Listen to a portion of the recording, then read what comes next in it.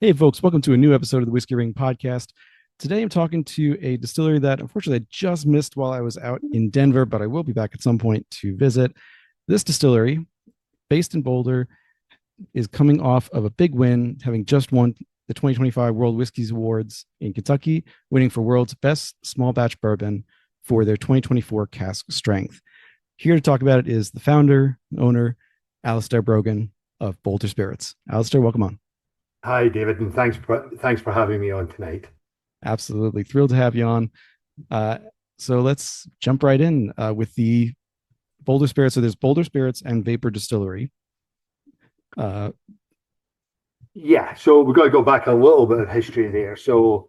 Um, Boulder Spirits is the line of products that we sell, mainly whiskey, and then Vapor Distillery is the actual DBA location. So that's the actual distillery itself. So production facilities, Vapor Distillery, that's the DBA, and Boulder Spirits is the range of spirits that we produce.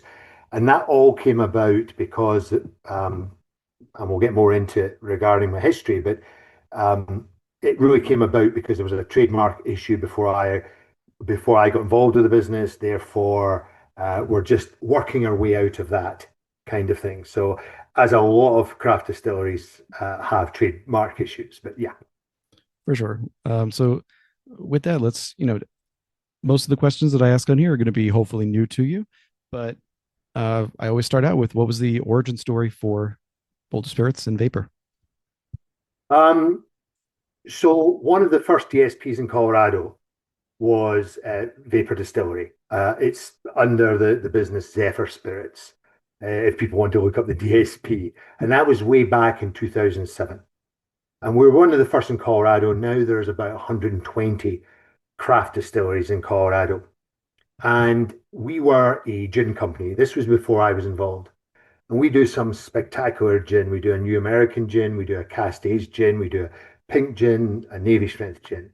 And I came over from Scotland in 2012 and decided that I wanted to try and make the very best American single malt whiskey I could.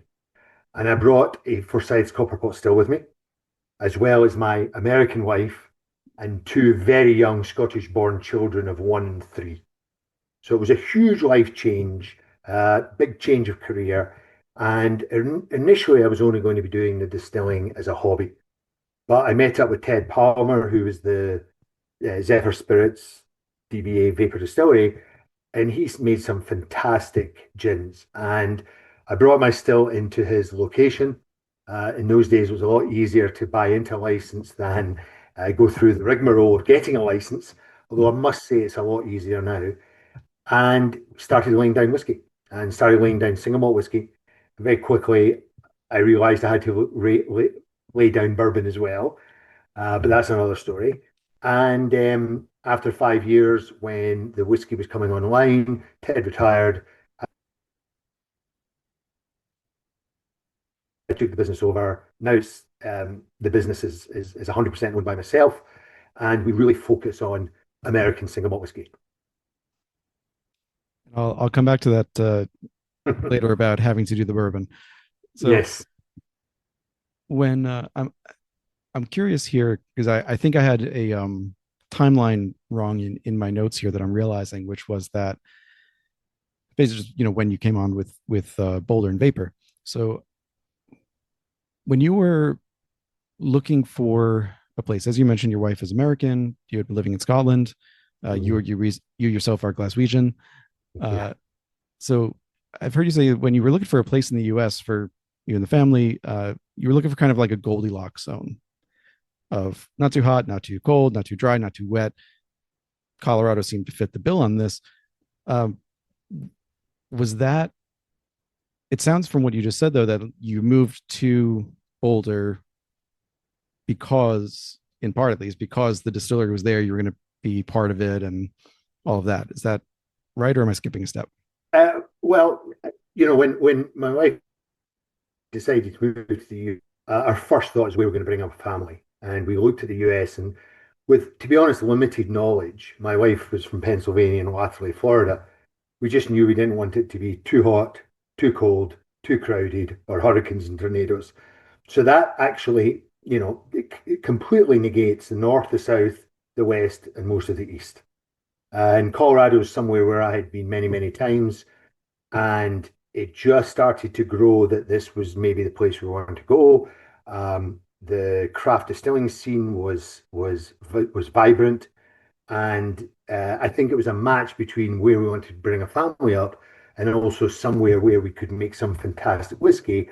And the microclimate in Colorado is incredible. It has an incredible impact on the whiskey.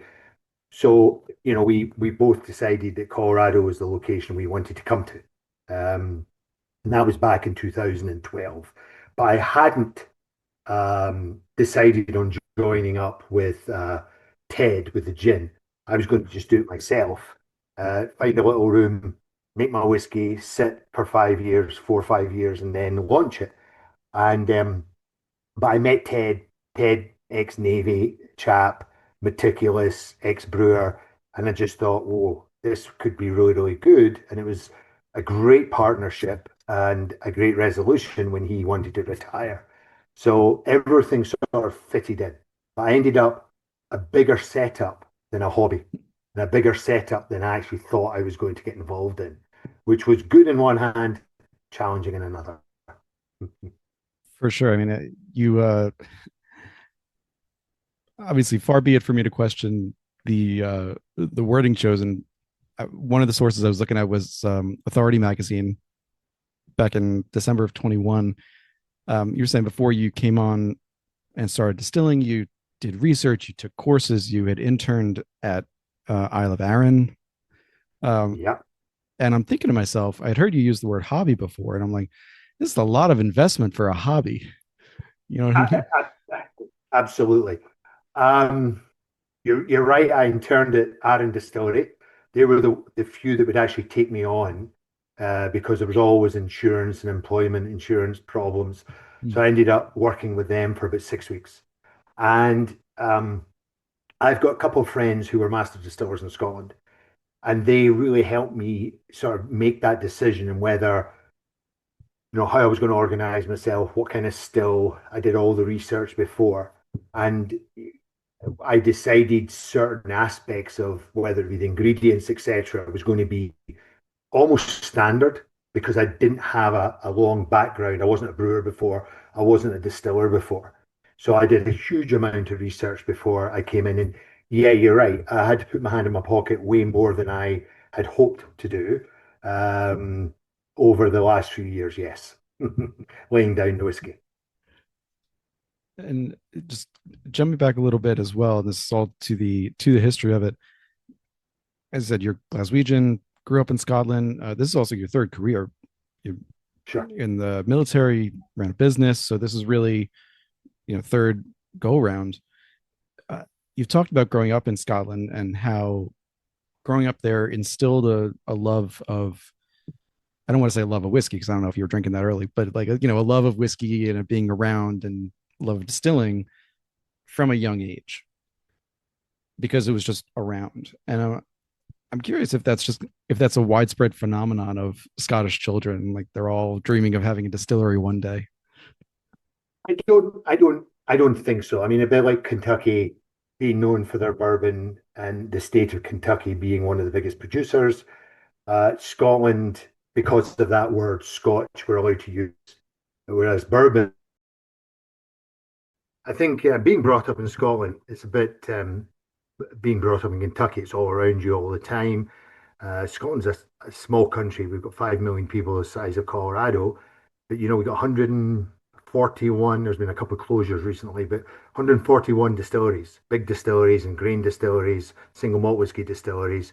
So it's all around. And even though I lived in the lowlands, you were passing distilleries all the time. There's a lot of friends and family who maybe would work in distilleries or work part-time in distilleries. So it was there. And, most of the the dads when I was in high school had a cabinet full of single malt whiskies. So it was there. It was all around.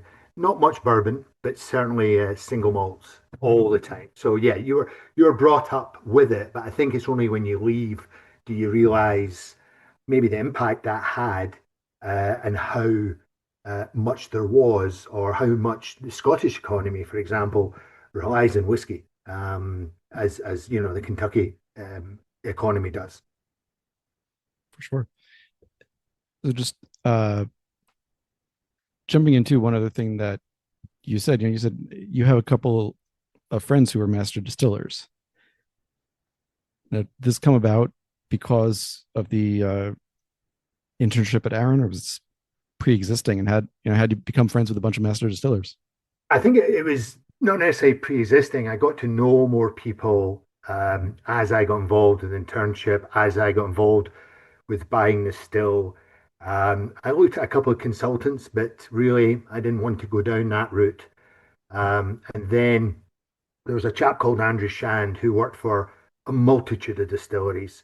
He was the one that started Virginia Distillery, for example. He worked in a couple other distilleries. He worked 40 years in Scotland, and now he is running the only single malt whiskey distillery in South Korea, of all places, called Three Societies. Oh So yes, they're he was, going to be my next guest actually. So yeah, you are kidding. Oh, yeah. Andrew's a great guy, and he significantly helped. He's got, there's a lot that the whiskey industry has got to be thankful for him in the US. He was one of the first to sit down and really bash out what American single malt whiskey was going to be in America. And he's now, in fact, when you speak to me, he married a South Korean lady, and he's now, happily settled in South Korea. But yeah, he's a great guy. You'll have a great time with him. Looking forward to it. Yeah, I'm going to be talking with Brian, but I mean Andrew's going to be a part of the conversation for sure. It's just a Nice. question of whether he's going to be there or not. But yeah, we'll see. So moving to Colorado and what this distillery has become. I'm curious from talking with your master distiller friends and just people in the industry that you've known and gotten to meet, and this can be distillers, still makers, Mhm. consultants. Uh, just kind of a blatant question. What do you think are some like similarities or differences between distilling in Scotland versus Colorado? Um, with what I'm doing, other than a little bit difference in the equipment and or the process, I'm doing exactly how they make single malt whiskey in Scotland. Literally exactly. As is most single malt whiskey distilleries outside of the outside of Scotland in the US. We're doing a mash of 100% malted barley. We're using a yeast, not really almost not quite a neutral yeast, but a yeast. I use AB Mori yeast, which is the yeast that 65% of all single malt whiskey in the world is made from. I import my malted barley, and that's a whole other discussion. Import my single malt, sorry, my malted barley, whether it be peated or unpeated. I use a Scottish copper pot still. But here's the big difference. The microclimate of Colorado gives it a distinct Colorado flavor because of uh, the temperature, the dry swings in temperature, the dryness that we have here, because of the water, because of the new oak barrels, which, as you know, the rest of the world uses, second fill barrels that has got, bourbon in that wood before they put the new make single malt whiskey into it. And but the microclimate of Colorado and all those other factors makes it distinctly American because of the New York, distinctly Colorado because of the climate, and distinctly Boulder because of the water we use. So all those factors. And if I travel down to another microclimate, whether it be Kentucky, Texas, Pacific Northwest, did the exact same process with the same still, I would get a different whiskey because of that microclimate's impact on the aging whiskey. And we should say Colorado is, I mean, obviously you got different microclimates throughout the state, but where you are in Boulder, it's pretty much high desert, or certainly, yeah. I mean, I think it's high desert. You're a mile up. Mm-hmm. It's we landed and we're told drink a lot of water because you're going to be dehydrated very quickly. Even with swings in humidity and pressure from being up higher and storms coming in and all that, overall, we're talking a drier climate. Sure. So, I've heard you're losing, anywhere between 8 to 15 liters of liquid as soon as you enter the barrel, plus an angel share of, at least 5, 6% a year, if not more. So Mhm. it's already going to be higher than the average in Kentucky, let's say, or the average in a more consistently humid environment. Yeah, and that breathing of the barrel because of swings in temperature, swings in pressure. We just emptied a barrel there, a 17-year-old Kentucky barrel for a private bottler, and it had been in Kentucky 17 years. It'd gone up from 120 to 131 in proof, um, and they had lost 60% over 17 years, which averages about, once you've got the maturation into the wood, probably around about the 3% mark. Mm. In Colorado, we just emptied barrels at 8 years old, and we've lost 50% of our wine gallons. Sorry, I apologize. 60% you've lost in Kentucky in the 17 years. We've lost 40% just in 8 years. So that averages round about the 3% mark, whereas in Scotland, 4% mark, which in Scotland you'll be losing less than two. Mm. Then the second thing that happens is our proof starts rising. So again, we might go in at 120 and come out at over 150 after 8 years because the dryness sucks those water particles out at a little bit of a disproportionate rate to the ethanol. Therefore, we are rocketing in our proof. So the microclimate does have such a significant effect on our whiskey, as does other microclimates. Oh, for sure. And I should say the first exposure that I had to Boulder Spirits, the first time I got to try it, was through great podcast friends and frequent guests, Lost Lantern.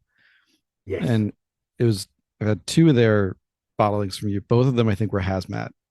Mhm. And one was like just over, and one was like 147, 148, something like that. It was Mhm. really high. And uh, I love a hot bourbon or a hot whiskey, I should say, not bourbon, a Mhm. hot whiskey. Um, but I was thinking to myself, exactly what you just said. Like, what had to happen to get up to that proof when I know like you guys haven't been around for 20, 30, 40 years for the stuff to age like that.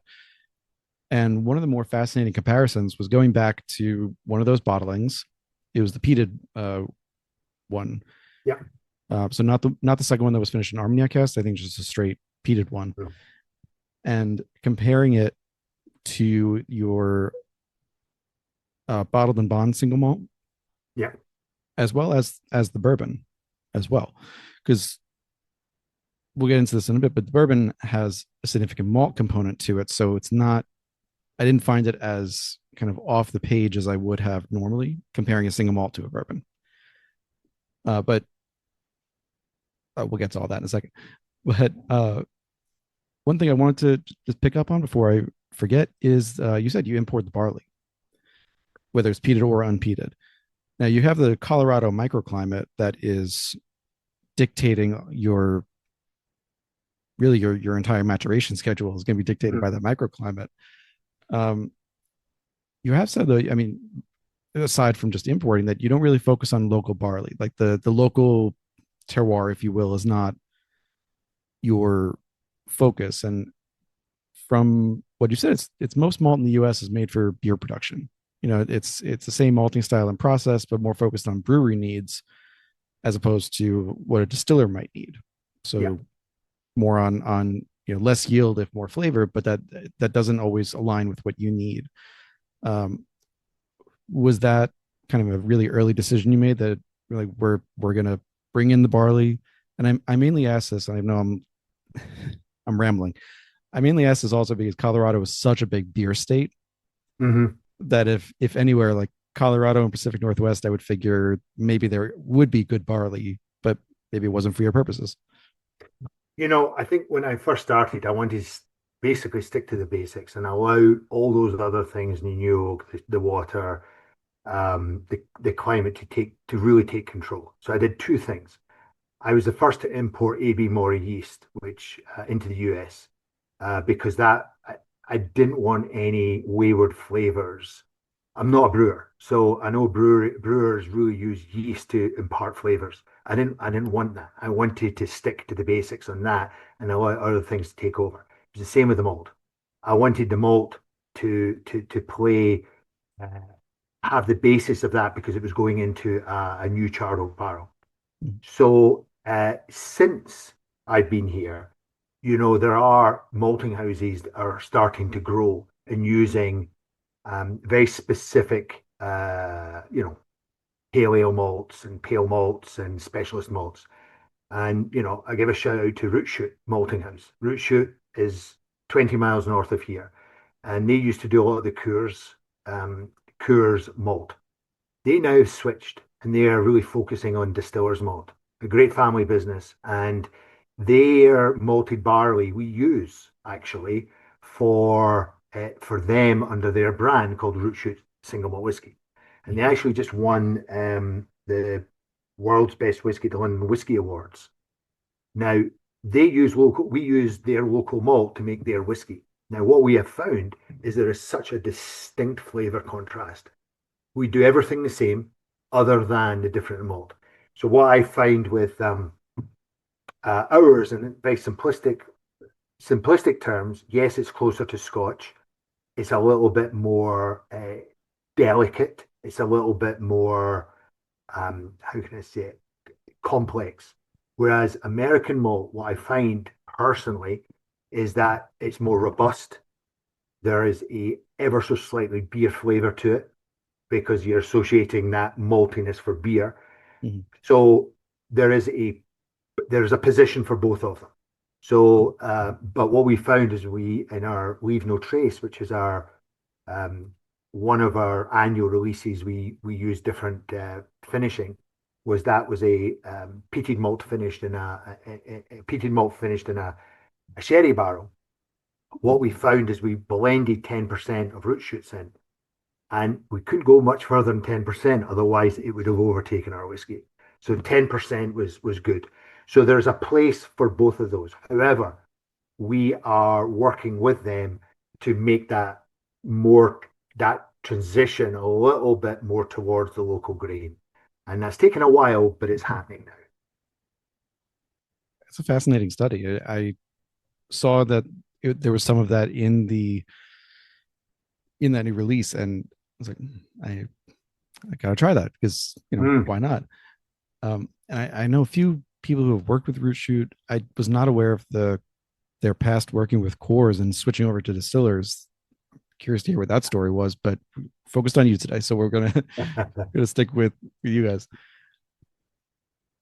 First, jumping into the products. First off, we got to say, American Single Malt, as of a couple months ago, is now official. Finally, it took 8 years from when Andrew was in that. Probably he was in the background in that back room of Binny's, where they started that out. I believe so. So, for all the strides that American Single Malt has made in the last decade, put aside the regulation, put aside the formalizing it. It's still something that requires a lot of consumer education in the U.S.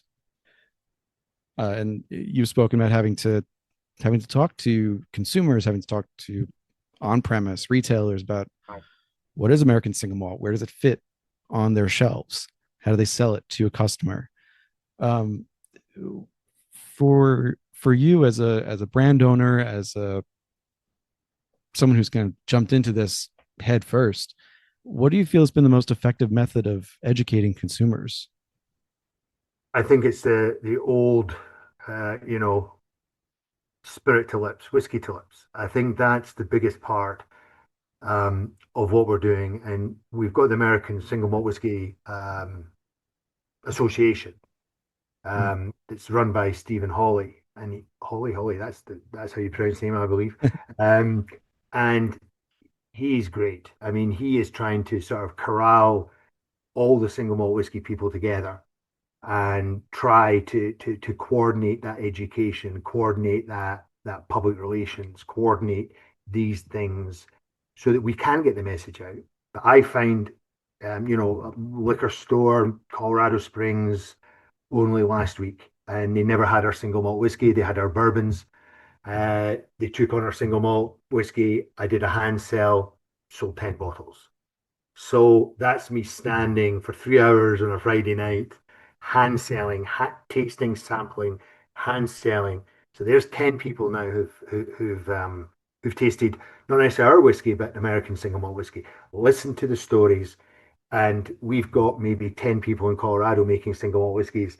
If we do that every weekend, there's another 100 people, and it's just a slow, slow burn, unfortunately, but it's a slow burn.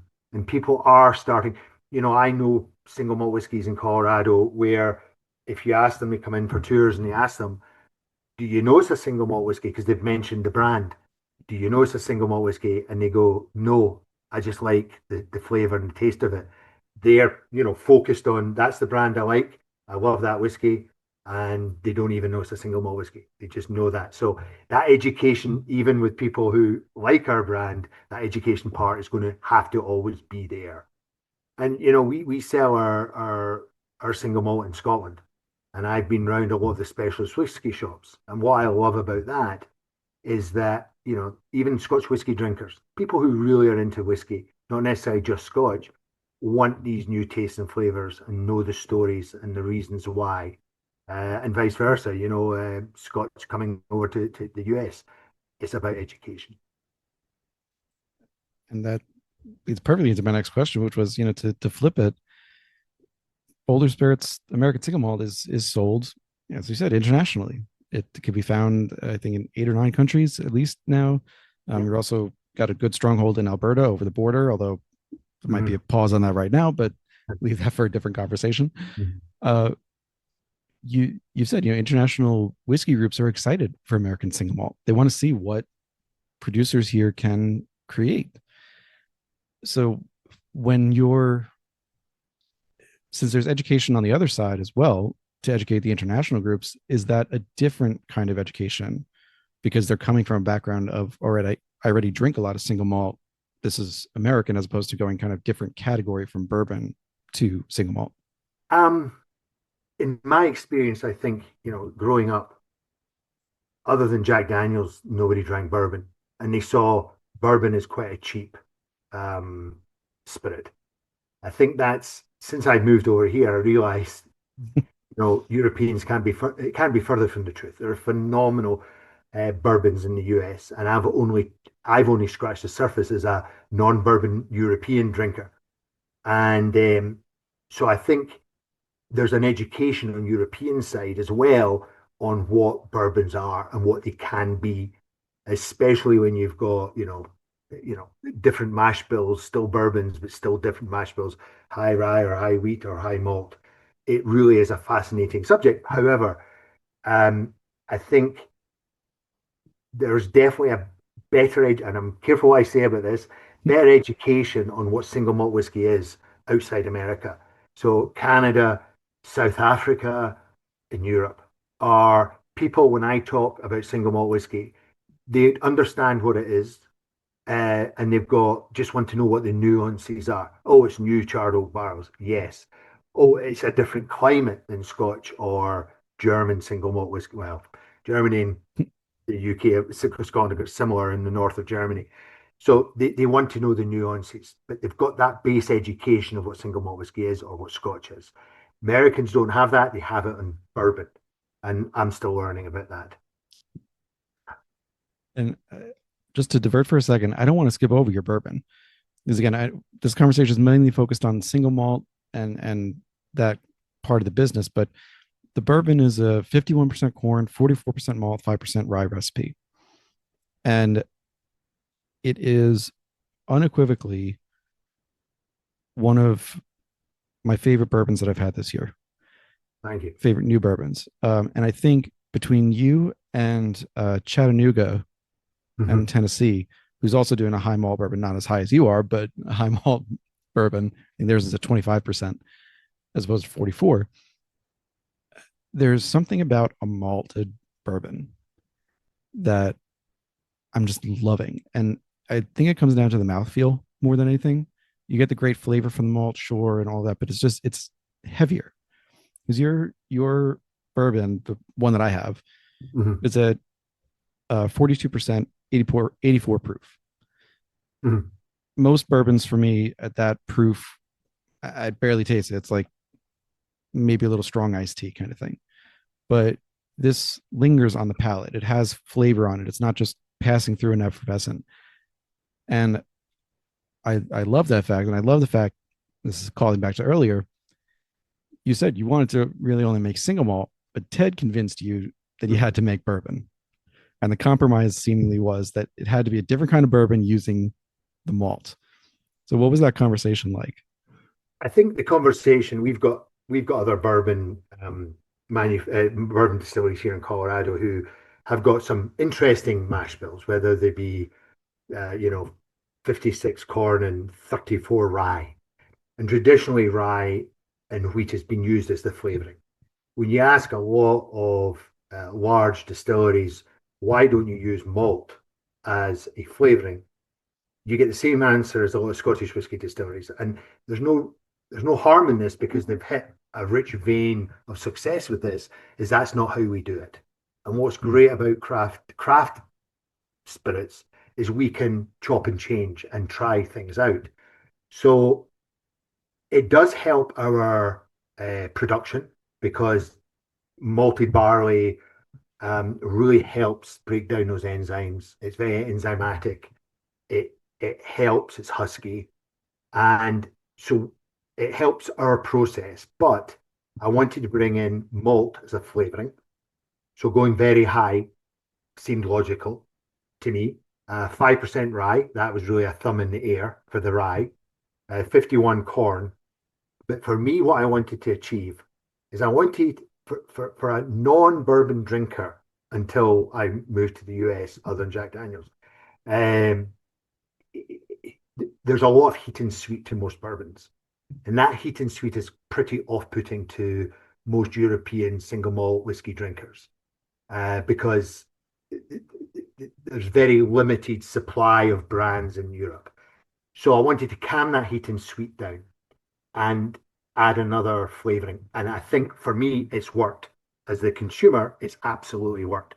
What a side issue I think has come out of this that I find fascinating is that a lot of bourbon drinkers will drink this and go, yeah, yeah, yeah, I can taste them all.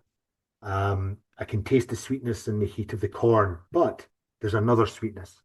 And I think that sweetness is it's accentuating the barrel sugars from that new oak. Because if you've got 80, 90, 80% corn, it's all corn sweetness. That really covers everything up. And we're pulling more barrel sweetness out of it. And I have seen, and I tell you one, Old Elk, I've just seen they're doing a 34%. And they're up the road. So I'm saying they're copying me. Uh, but there is a movement towards that higher malt content. Bring malt in as a flavoring, lower the heat and sweet, and get different sugar profiles out of the barrel itself. That's my take on it. No, I love it. I can't argue with it.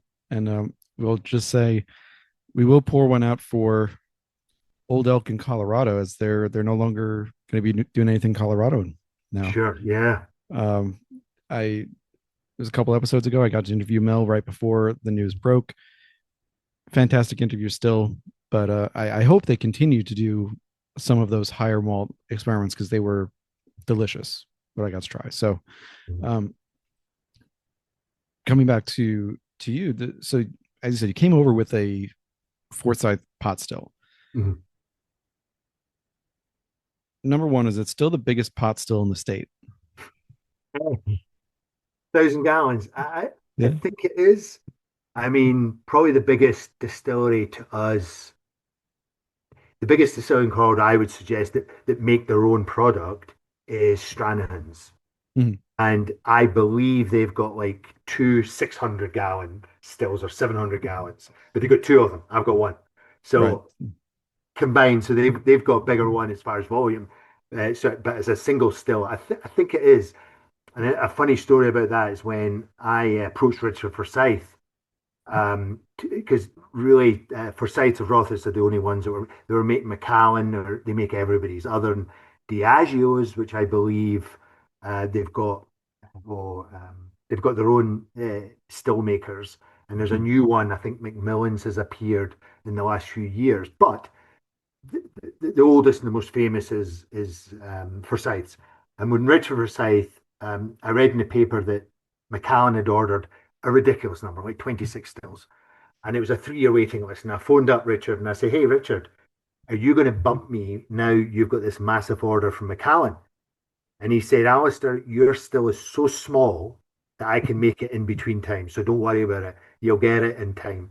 So they were making these huge stills for Macallan, but still were able to do my still for 1,000 gallons. So just to confirm, one of the pieces of things I found in the research was, so you got the, it's a classic pot still from Forsyth, but you said at one point it was one designed for the American climate. Was there something different about this particular still? Yeah, so I mean, Forsyths have got a massive track record, and actually, Richard Forsyth was a big fan, although there wasn't many people doing it, but a big fan of balconies down in Texas. Mhm. And he really understood what the climate is going to do to single malts.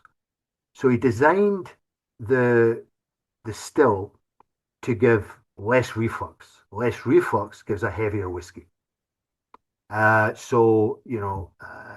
taller it is, sorry, the shorter it is, the lin arm pointing down rather than up.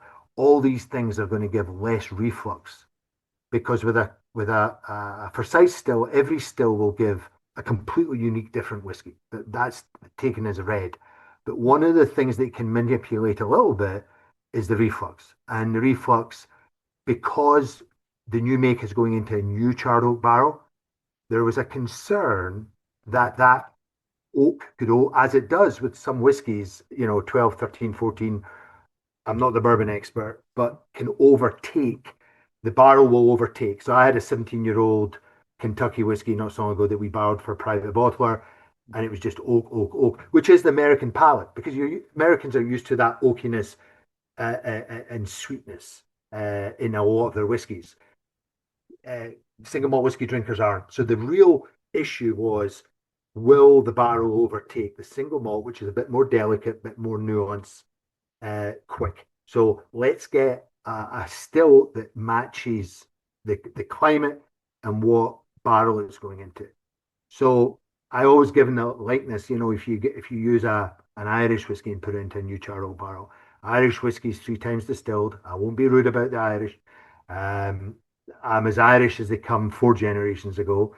But if you put a light whiskey into a new oak barrel, you'll get a very sort of tanniny, leathery flavor quicker. Mhm. So, I've tasted 10-year-old. There's one distillery, single malt. It's got a 12-year-old. And, it's pushing those limits, I think, to my palate.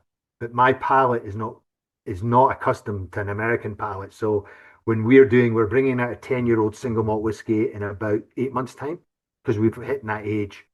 But I will get a lot of friends and confidences who I trust to taste it to tell me if it's too okay or not, because I'm not a good one to tell that.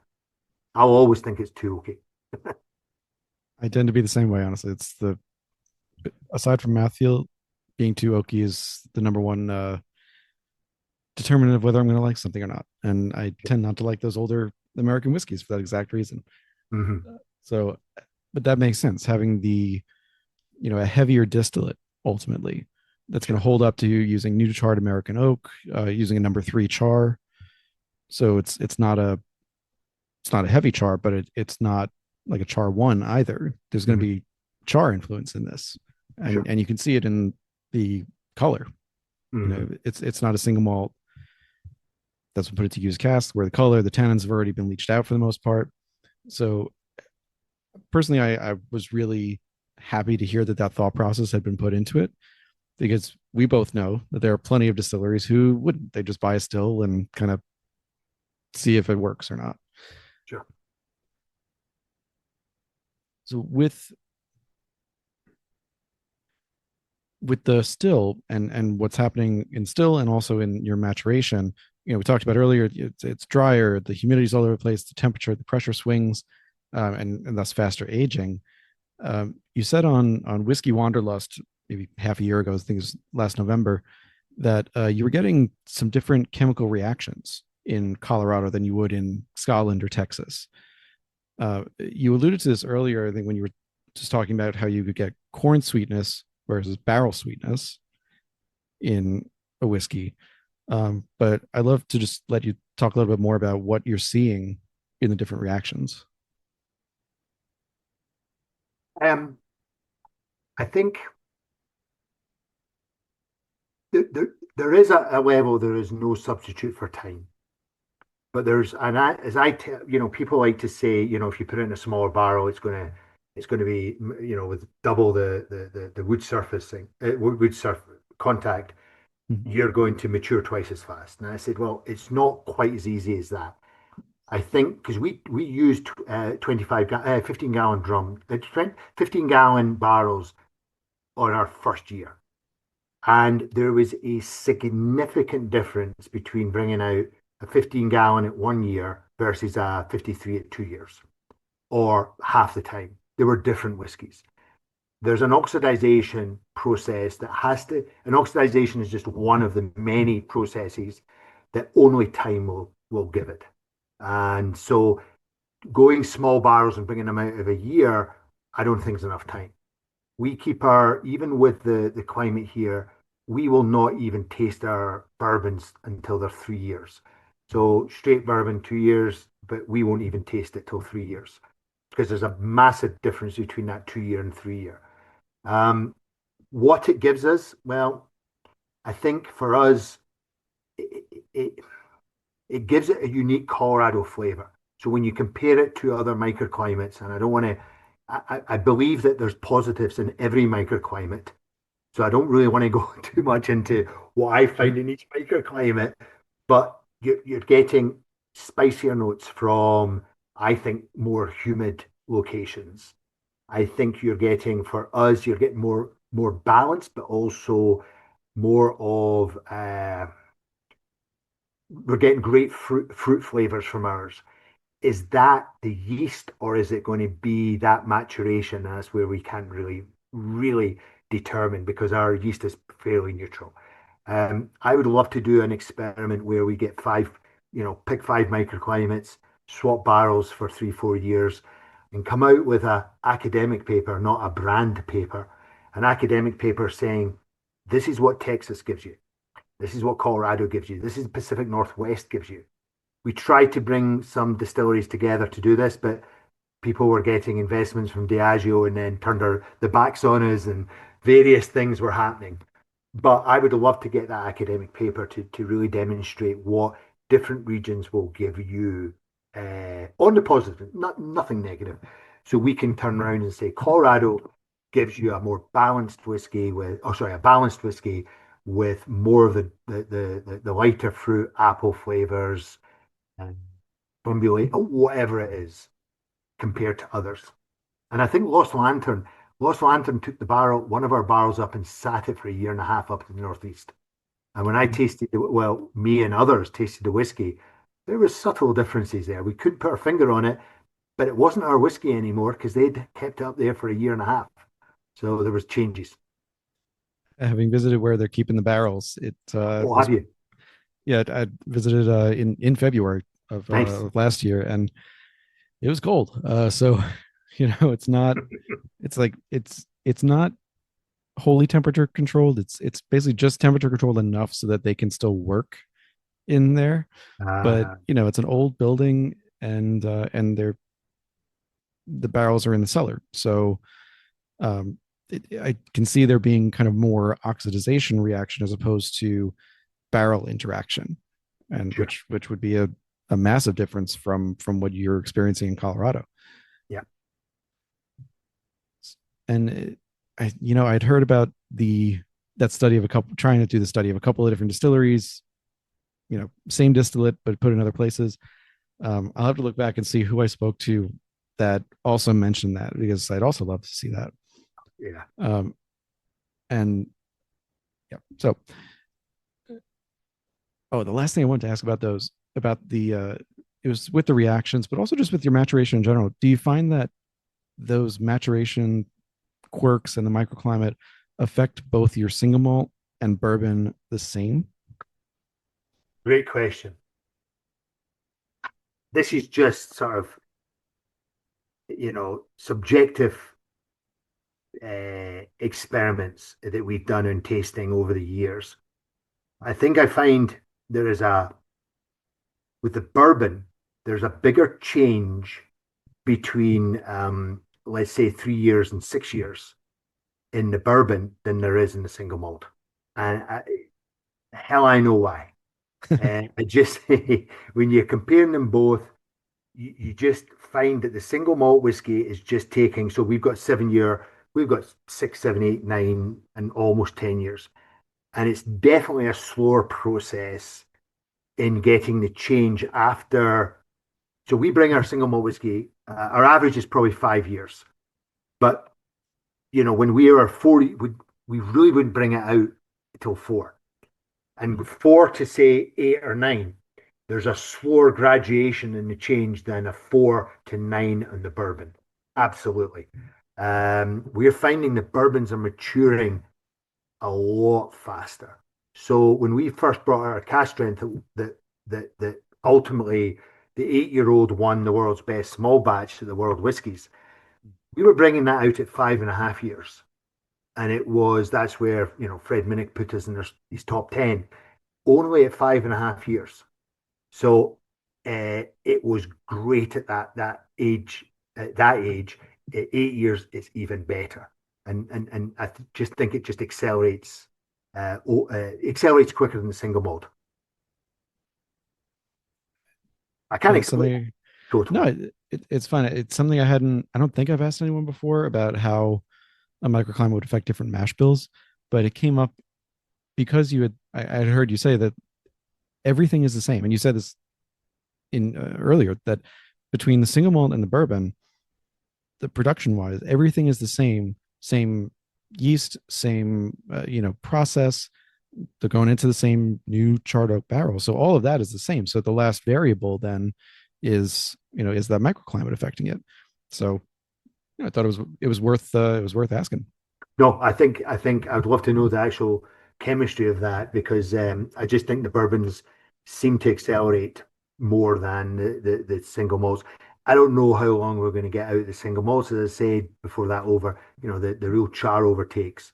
I know one distillery that once they get to about, they've had an experience of 10 year and it just is a little okay. So what now they do is they put aside in climate control just to slow the process down so they can force out a little older whiskey. We don't have enough to do that. When our 10-year-old comes out, I might keep a few barrels, but not much, to 12. But I don't think we're going to get beyond 12.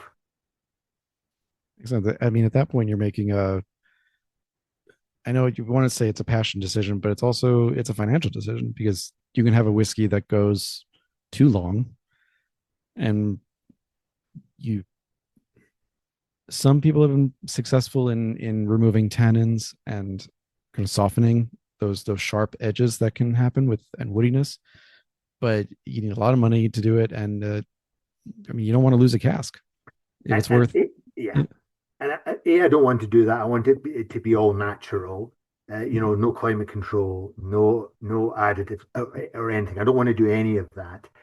But also, we're not a big enough brand to go, hey, we've got a 10-year-old, so wallop on an extra 30%. We're not that business. We don't have that brand awareness at the moment.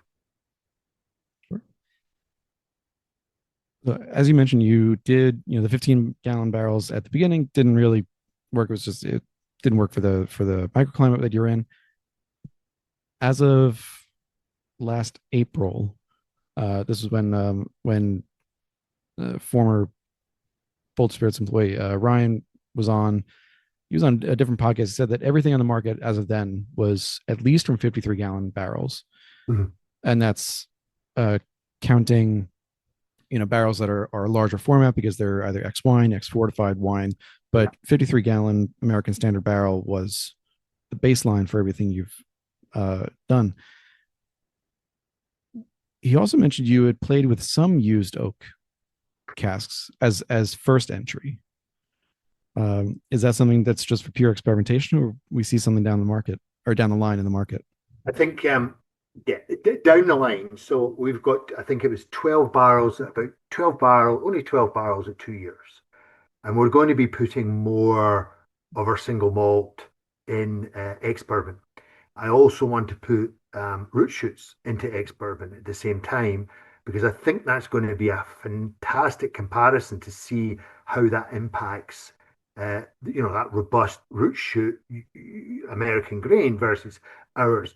I did sample because I believe, and I could be wrong here, Balcones are moving away and into ex-bourbon, or some of the release are going to be ex-bourbon single malts. And a few years ago in Tennessee, I tasted some, and it's so close to Scotch. And I don't know whether I want to do that. I want to be in an American single malt whiskey, and the American palate is more that oakiness. I don't want to try and compete against Scotch. And I think most of us in the association, the Single Malt Whiskey Association, and again, I could be wrong, but from what I hear, most people are sticking to that new oak because it gives it a distinctive flavor, and a distinctive American palate flavor as well. So, but we are doing that. Absolutely, David. We're playing around, and we could blend some of our ex bourbon into the new oak or whatever. So Mhm. we will be laying down some. Yes.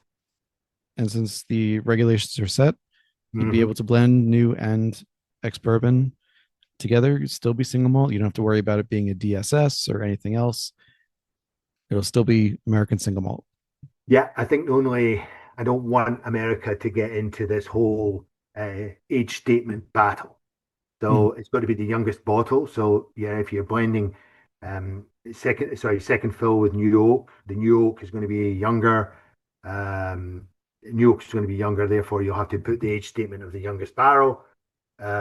So where is that American single malt age statement whole thing going to go? I don't know. I don't know. I put an age statement on one of my whiskies at 7 years because I was just at the front of the label because I was so bloody happy that I got to 7 years. I put it on, and I will do it for the 10 year. But I don't want American whiskey to go down the age statement uh, way that the Scots did. And you do have the bottled and bond as well, but I mean, that's minimum 4 years. Sure. It's coming out, sounds like, close to 5.5, 6 years old on a regular basis Yes. for those. Uh, I have to say too, I'm gonna ask you about the kind of capacity you have and all that, but this a 7-year-old American single malt at bottled at 50%, 100 proof, and at 69.99 MSRP feels like a bargain to me. You know, because I think about just knowing the back end of this, which most consumers probably won't, but knowing the back end of this, you're using new barrels, which cost more than used barrels. You're using imported malt, which probably costs more than local. Mhm. There's a lot of other additional costs there, but again, at just under $70, 10, $10 a year is kind of the standard that we think about in Scotch in a lot of ways. How, without revealing trade secrets, like how are you controlling those costs enough that you can put out this great product at an approachable price? I think where we land is probably on the lower side of our peers when it comes to bottle and bond, when it comes into our base spirit. There's that level where I produced a lot of whiskey. I know some of the guys here are literally it's very few barrels, so they've got to put that price up to almost damper demand. Mm. I've got enough whiskey, especially in the single malt, not to have to do that. And I'm lucky because I probably have um, out with the heavily VC sponsored whiskey companies here in Colorado. I probably have more barrels laid down than most. So I'm able to do that at this moment. But if demand outstrips supply, then maybe then I've got to really reconsider. But as again, I don't have the brand awareness to I don't have the brand awareness to get. And if you do the math on it, when you take the 4% per annum, storage costs, blah blah blah, all my bourbons are in line with what it's costing from the base. Mm. All my single malts from the $55 retail is in line. So I'm not gouging that extra margin for rarity or significant brand awareness. So I will probably carry on with that until I'm starting approaching those sales where the demand starts outstripping my supply. I mean, That's my logic. no, look, as a consumer, I appreciate that, and as a content person, interviewer, I note it it's because it's affordable, and I'm sorry to, I'm sure there are some people who are going to hear this and say, $70 for a bottle of whiskey, it's not affordable, but for the stats, I think it's definitely, like as you said, it's on the lower end of what we would probably be charged for kind of craft single malt at 7 years. Mhm. I mean, there's one nearby me, which I won't name, that put out 3 years in a day, and it was over $150. Yeah, And besides the fact that I did not enjoy that particular whiskey, I was like, how are you going to get, for your first product, how are you going to get consumers to interact with your brand? As you said, if you have a limited release, if you've got something special where you want to charge that much, all right, fine, I get that. But for a an introductory release to be that expensive, you're automatically going to price out a lot of consumers. absolutely. And there is unfortunately within a lot of uh, whiskey enthusiasts, when they see a high price, they associate with high quality. But like ladies' handbags, high price Mhm. associated with high quality. Yep. um, so there's a couple like that in Colorado as well. Who one in particular who extremely high pricing, but they sell to a certain audience. But in comparison to the age, the quality, it should be a little bit down there. Everybody's got different business models. I'm hitting a certain whiskey enthusiast, and I've had many conversations about this.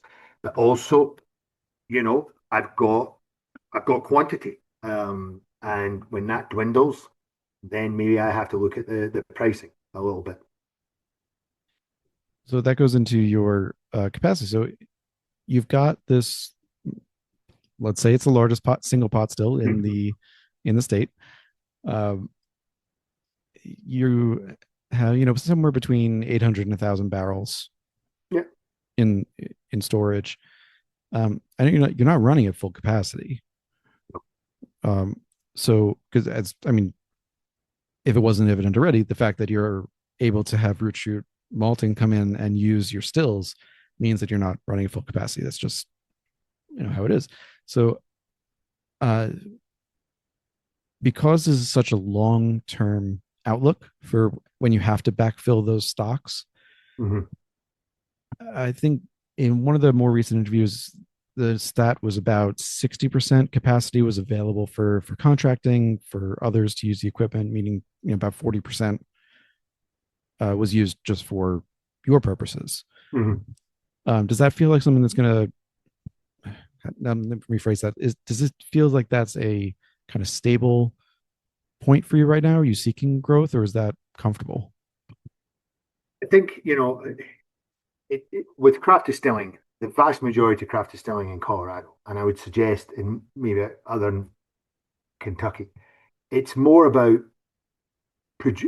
setting up, producing, selling. Once you then get enough money to buy the raw materials, you start producing more.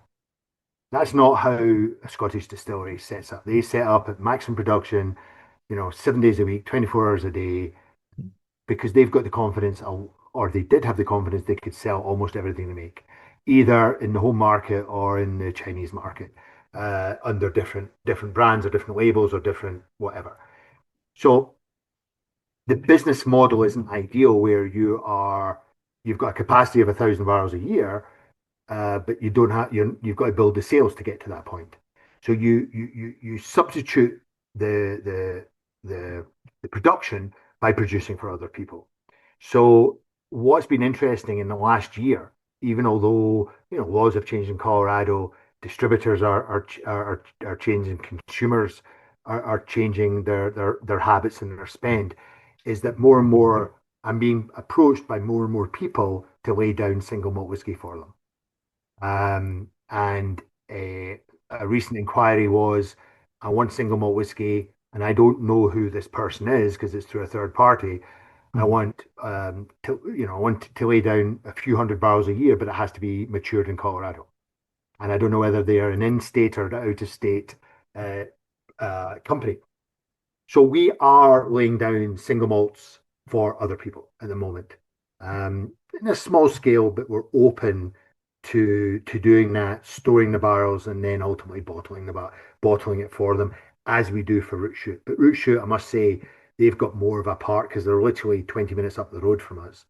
They've Right. got more of a part to play in selection of the barrels, a big part in it, the grains that they're using, etc. Right. They sound like they're going to be much more active partners than someone potentially out of state who's going through a third party, for Absolutely. sure. So just in the the last uh, couple minutes I got you for. So this was a question I had to ask you. So as I said, Mhm. the first interaction I had with Boulder Spirits was that Lost Lantern single cask, and it was peated.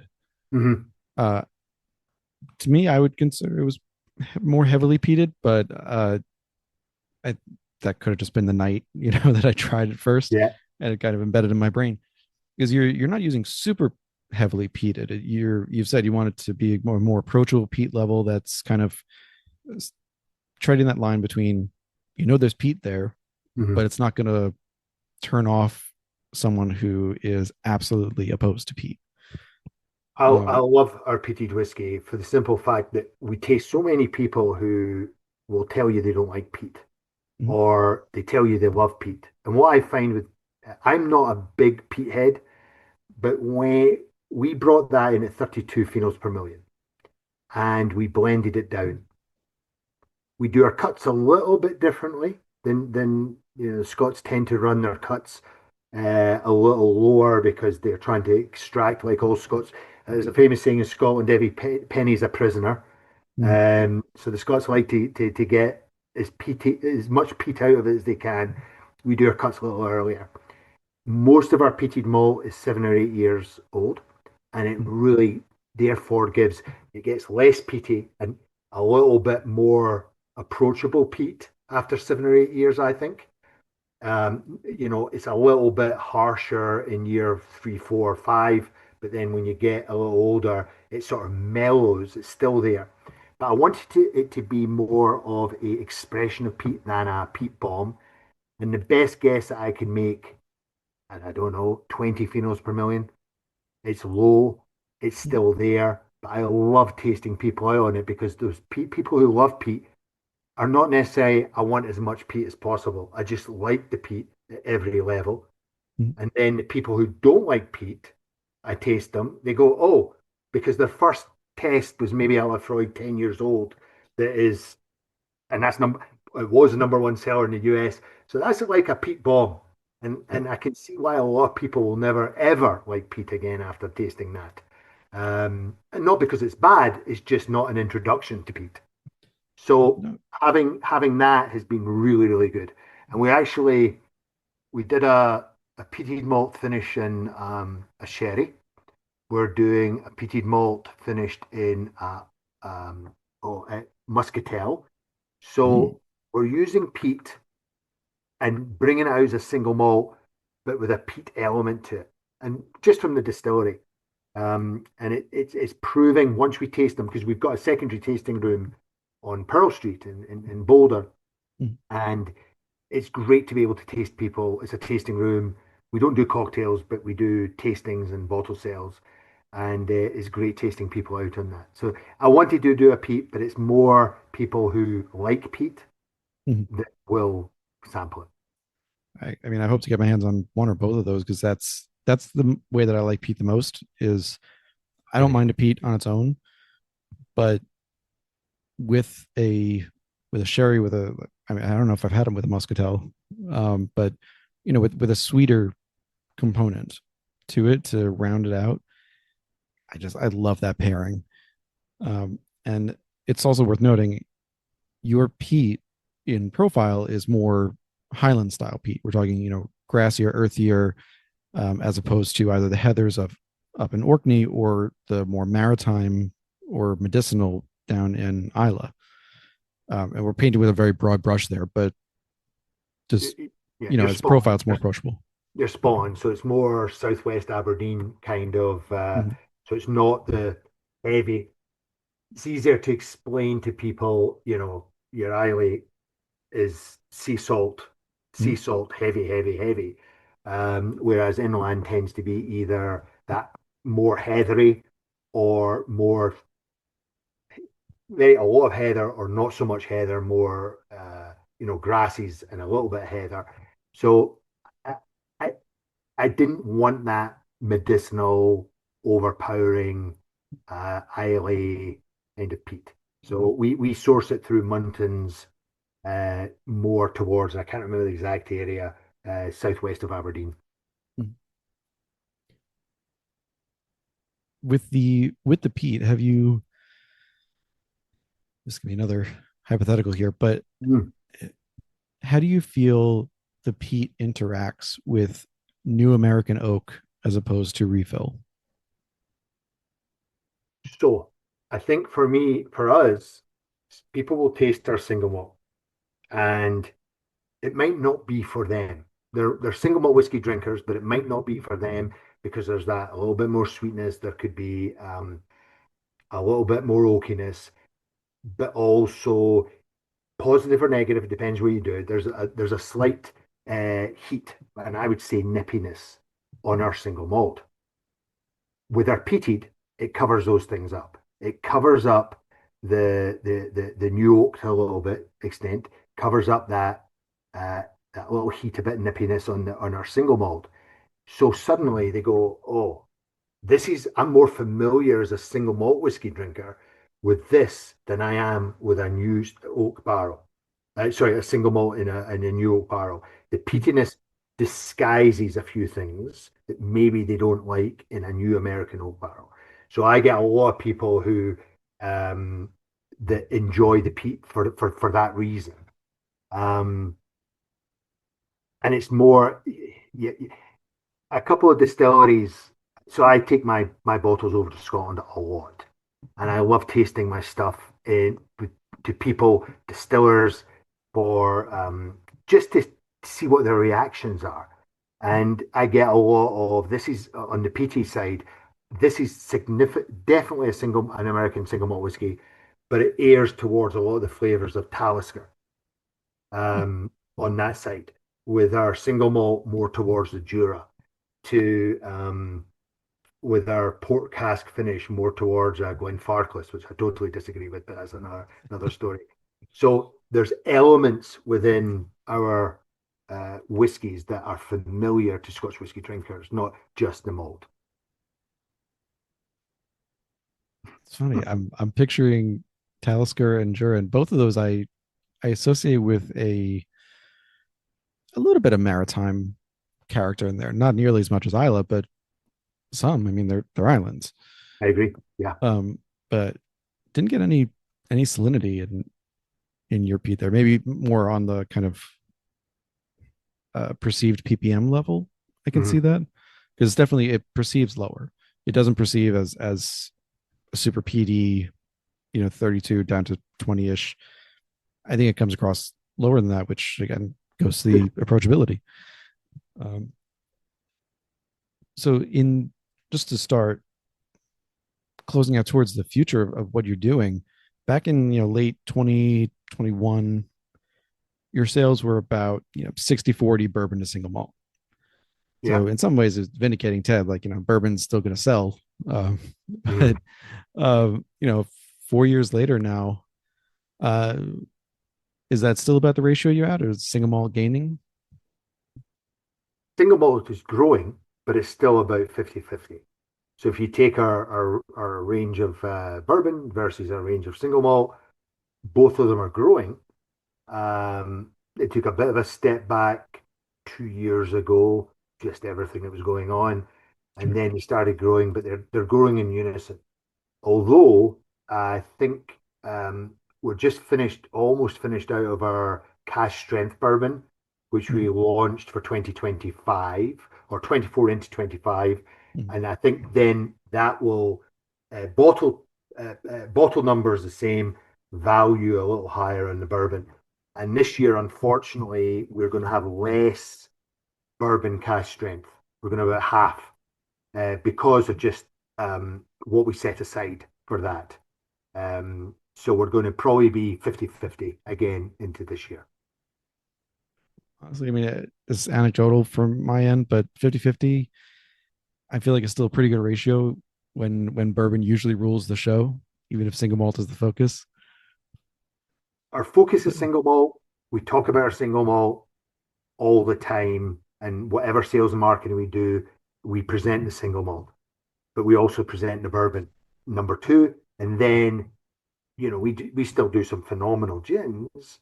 mm, We present those number three because there's this, and when I arrived in the US and saw the distilling community, there is a my perception is, and wrongly, jack of all trades, master of none. And the people who have been the most successful have been the ones that have focused on either, whiskeys or gins or the liqueur side of it. Although I disagree with that because I think a distiller, if he makes single malt whiskey, he probably could make a fantastic gin or a fantastic liqueur as well. mm. But we try and focus on the single malt whiskey. We give that all our efforts and uh, resources, but bourbons are still going to sell.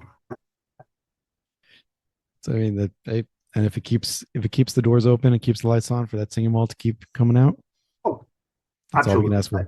I don't think I'd be sitting here talking to you if we just did single malt. It would have been too difficult. And I'm so glad that I very quickly was talked into doing, hey, you're in America now, you got to do a bourbon. Well, if I'm doing a bourbon, I'm going to make it very different. Oh, that might not work. Well, I'm not going to just go along the same road as everybody else. I'm going to take that, as a lot of craft distilleries do, that little bit of a risk. For sure. So, Alistair, thank you so much for taking the time tonight to talk us through Boulder Spirits, favorite distillery, the bourbon you're making, the American single malt that is coming out of there. I really can't recommend people enough to try it. It is available through your website. It's available through a couple of different online stores as well. Check out keep an eye out for Lost Lantern too, because I think they still have a cask or two from you hidden around in the basement. They do, and we've been speaking recently, so they're upstocking some of their future Yeah, releases at the moment. But yeah, no, this has been an absolute pleasure, David. As you probably know from a lot of the distilleries, we love talking about our whiskey. We love yeah. talking about what we do, and it's like there's a whiskey for everyone. Most distilleries are so passionate about what they're doing and how they're doing it, and I love being able to tell our story. And if anybody's in Colorado, look us up. We're 25 minutes north of Denver. Look us up, book a tour, or just come in for a tasting. There's always somebody around to pour you a whiskey and talk shop. Yes, don't make the mistake that I did and forget until the day they were closed. So don't do Yeah, that. Uh, Fantastic. So there will be links in the show notes as always for where you can follow, buy, and my notes for the two, well, more than two whiskeys that I got to try. Alistair, hang on with me for just a moment after we finish recording. sure. This has been another episode of the Whiskey Ring Podcast. Thank you, everyone. Like, rate, and subscribe wherever you can. It really helps the show out. And I will see you all next week.